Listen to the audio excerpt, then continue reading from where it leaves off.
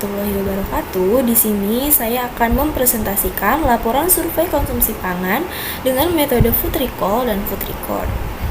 Pertama-tama, perkenalkan, nama saya Ninda Oktaviani dengan NIM 2007026014 dari kelas Gizi 3A. Nah, pertama itu ada pendahuluan. Untuk memperoleh asupan gizi seimbang, seseorang perlu mengonsumsi beragam kelompok makanan karena setiap jenis makanan memberikan jenis nutrisi yang berbeda. Tubuh memerlukan asupan semua nutrisi dalam jumlah yang cukup, tidak lebih dan tidak kurang, baik dari makronutrisi maupun dari mikronutrisi. Nah, tujuannya yaitu untuk mengetahui kebutuhan gizi responden, mengetahui kandungan gizi dari data asupan responden, dan mengetahui asupan rata-rata harian responden. Metode yang digunakan yaitu ada food recall dan food record, di mana food recall ini dengan melakukan wawancara kepada responden dengan waktu 2 kali 24 jam atau 2 hari. Dan food record dengan memberikan formulir atau kuesioner kepada responden selama waktu yang ditentukan atau 2 kali 24 jam yaitu 2 hari. Nah, untuk hasil dan pembahasannya, yang pertama itu food recall 2 kali 24 jam. Nah, respondennya bernama Nining Iriani, berjenis kelamin perempuan dengan umur 47 tahun, tinggi badan 155 cm dan berat badan 64 kg. Nah, pekerjaannya ia sebagai ibu rumah tangga. Nah, untuk menghitung kebutuhan gizi hariannya perlu diketahui status gizinya dahulu, dan ternyata setelah dihitung menggunakan IMT, Ibu Nining atau responden ini termasuk ke dalam kelebihan berat badan tingkat ringan atau obesitas 1, maka diperlukan berat badan ideal. Nah, setelah dihitung berat badan idealnya sebesar 49,5 kg. Kemudian menghitung kebutuhan harian responden 1.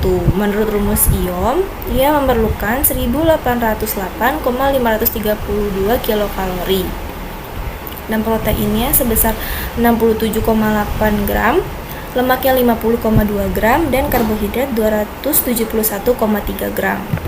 Sedangkan menurut rumus Mifflin, ia memerlukan energinya yaitu 1494,85 kilokalori, protein 56 gram, dan lemak 41,5 gram, dan karbohidrat 224,2 gram. Nah, ini adalah data asupan responden pada hari pertama.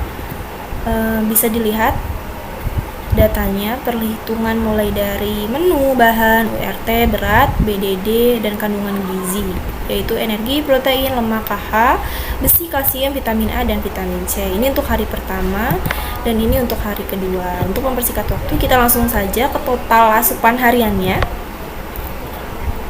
Nah, pada hari ke-1 ia mengasup yaitu sebesar 109,63 kalori, protein 343 gram, lemak 58,185 gram, karbohidrat 142,62 gram, besi 7,83 mg, kalsium 321,144 mg, vitamin A 27,145 mg, dan vitamin C 125,83 mg. Dan ini untuk hari keduanya, bisa dilihat ya teman-teman.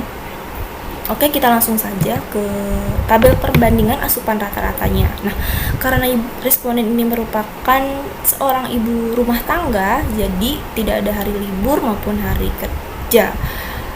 Nah, setelah dihitung asupan rata-rata hariannya dari 2 hari yang sudah kita recall tadi, Ibu Nining ini mengasup rata-rata yaitu energinya sebesar 1126,15 kalori, protein 22,426 gram, dan lemak 48,34 gram, karbohidrat 167,761 gram, besi 5,779 mg, kalsium 241,497 mg, vitamin A 27,572 mg, dan vitamin C 78,74 mg.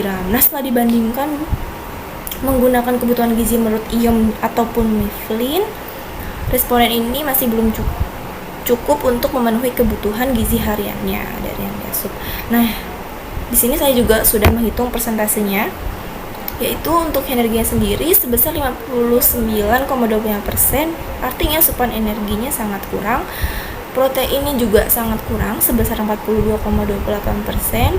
Asupan lemaknya, asupan lemaknya ia lebih sebesar 90,568%.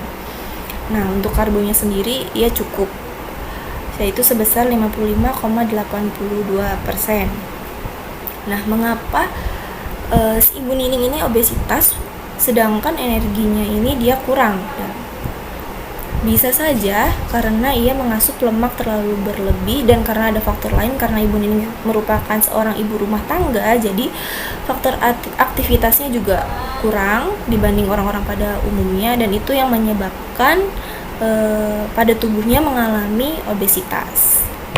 Ini adalah dengan metode food record 2x24 jam dengan responden bernama Puspa Puspita Ningrum, berjenis kelamin perempuan, dengan umur 23 tahun, tinggi badan 158 cm, berat badan 80 kg.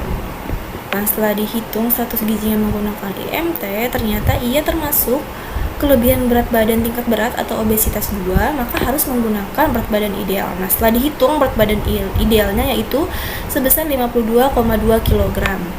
Nah, kebutuhan harian dia setelah dihitung dengan menggunakan rumus IOM sebesar 2027,23 kilokalori, protein 76,13 gram, lemak 56,306 gram, dan karbohidrat 304,53 gram. Sedangkan dengan rumus Mifflin sebesar 1726,9 kilokalori, protein 65,883 gram, lemak 47,969 gram, karbohidrat 107,931 gram. Nah, ini adalah asupan makanan yang ia konsumsi pada hari pertama. Itu ada, bisa dilihat sendiri ya teman-teman. Nah, ini untuk hari keduanya, kita langsung saja ke total yang diasup.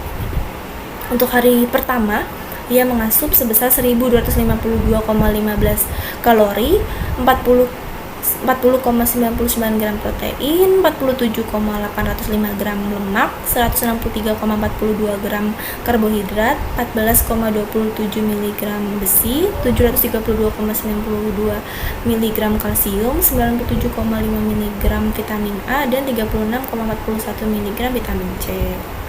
Dan di sampingnya ada untuk hari kedua, bisa dilihat teman-teman, langsung saja ke tabel perbandingan asupan rata-rata.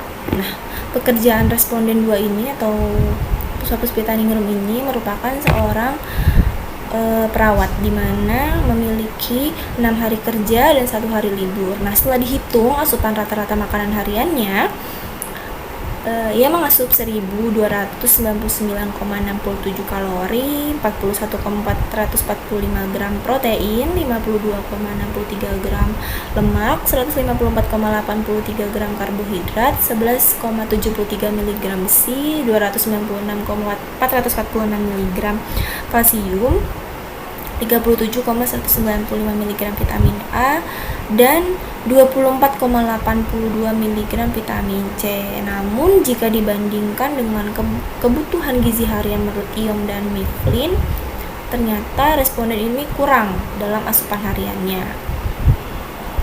Dari persentasenya pun setelah dihitung sebesar 60,86%. Untuk energinya dia kurang. Untuk proteinnya 72,78%, termasuk ke dalam asupan proteinnya sangat kurang. Namun untuk asupan lemaknya ini dia berlebih sebesar 85,31%.